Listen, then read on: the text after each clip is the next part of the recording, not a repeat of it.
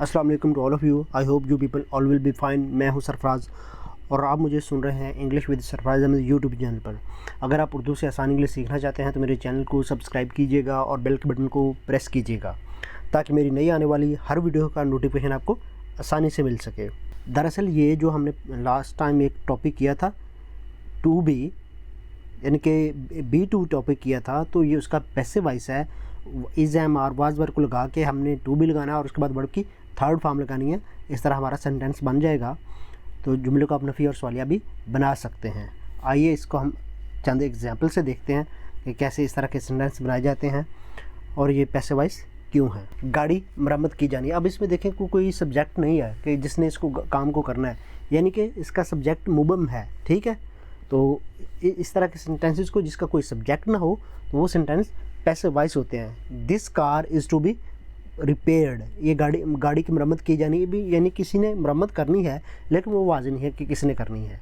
तो जिसका subject positive ना हो तो वो प्रेजेंट उसको पैसिव टेंस कहते हैं, पैसिव वॉइस कहते हैं सॉरी। लोगों को खाना खिलाया जाना है। People are to be served food, यानी कि लोगों को लोग ही खाना खिलाएंगे डेफिनेटली। तो कौन से लोग हैं वो नहीं मतलब यहाँ पे है, तो ये मतलब वाज़े नहीं है, तो ये पैसिव वॉइस है। People are to be served food.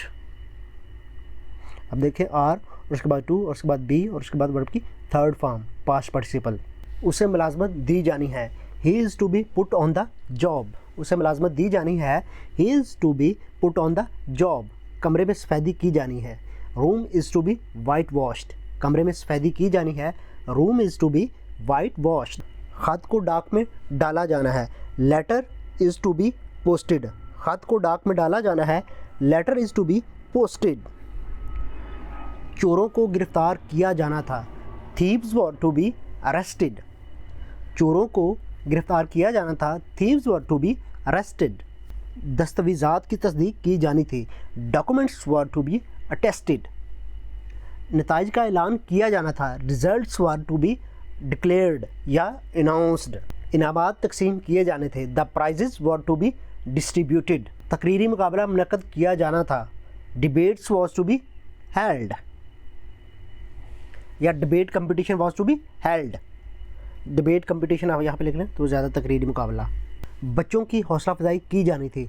Children were to be encouraged.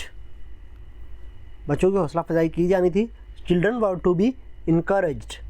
आपको टाला नहीं जाना था। You are not to be put off. You are not to be put off. उसे धोखा नहीं दिया जाना था। He was not to be deceived. उसे धोखा नहीं दिया जाना था। He was not to be deceived. क्या नया टैक्स लगाया जाना था।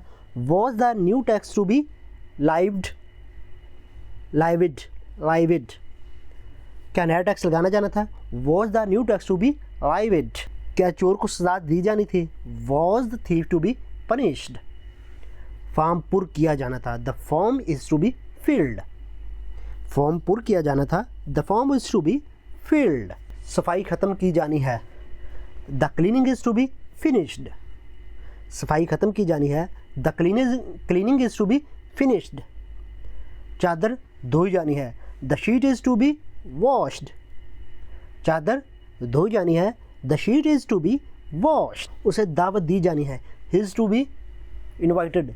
ही इज़ टू बी इन्वाइटेड। काम किया जाना था। The work was to be done.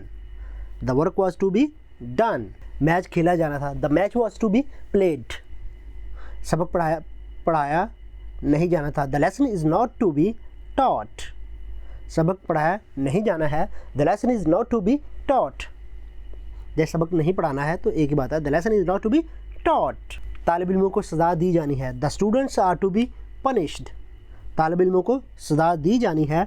The students are to be punished. मवेशियों को चारा खिलाया जाना है। The cattle are to be feed. मवेशियों को चारा खिलाया जाना है। The cattle are to be feed. वालिदैन का इलाज एक अच्छे अस्पताल में होना है।